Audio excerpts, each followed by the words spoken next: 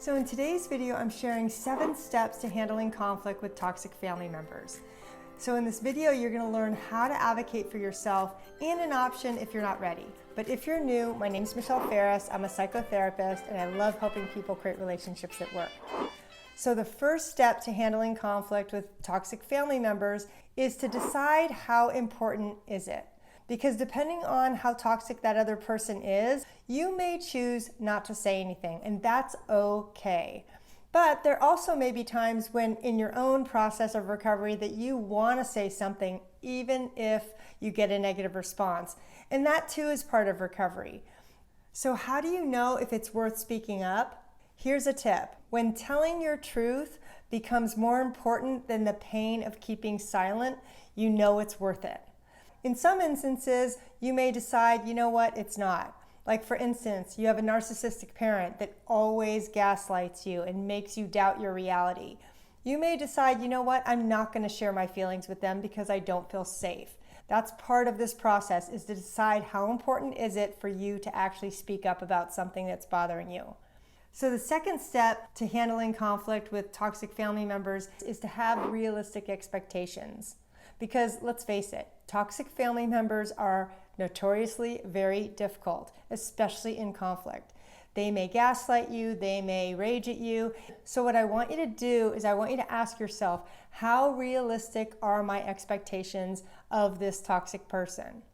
Because if I go into a conflict expecting my family member to be different than who they are, I'm setting myself up for some major disappointment. And believe me, in my own recovery, I've done that many times, hoping for a different outcome.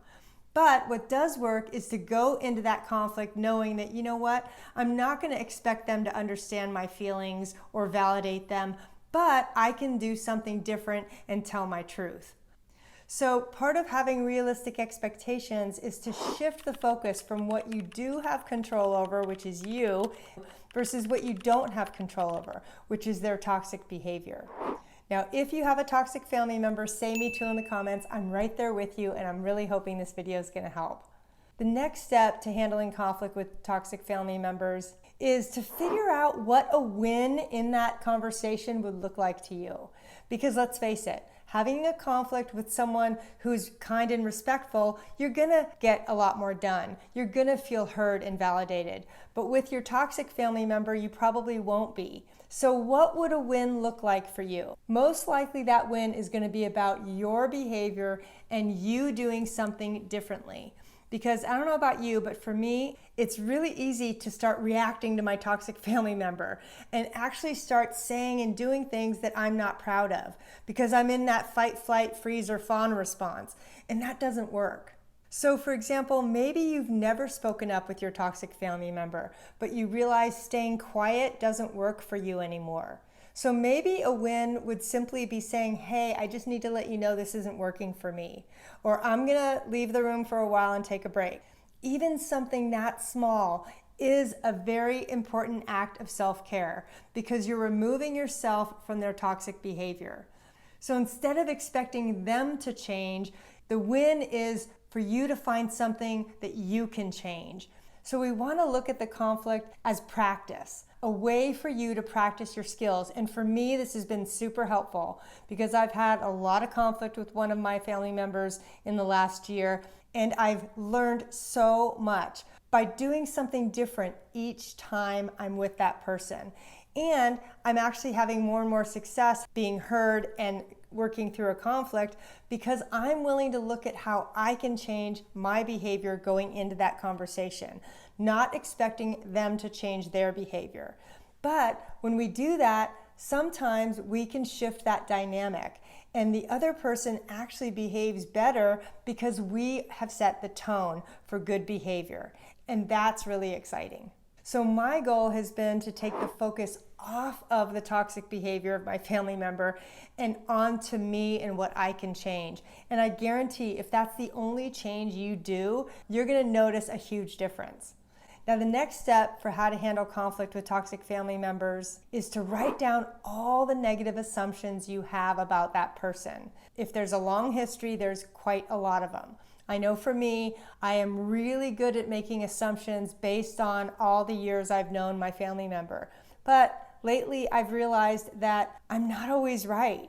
In fact, there are times when I realize I am majorly wrong about their intentions, and I assume negative intent when really there isn't one. It's easy for me to jump to conclusions based on their past toxic behavior, but that isn't fair because that shortchanges that other person and it shortchanges me, because when we assume that something is never going to change, it's never going to change. Versus if we say, you know what, I'm going to try to do something different here, then there's a possibility of positive change, and that is what I want for you. When we start letting our negative assumptions control our attitudes, it's going to bleed into the conflict and make it that much harder for us to stay calm and not get defensive or take what they're saying personally, which actually is going to escalate the conflict, and I don't want that for you. So the next step for how to handle conflict with toxic family members is I want you to guard your serenity like you would a small child.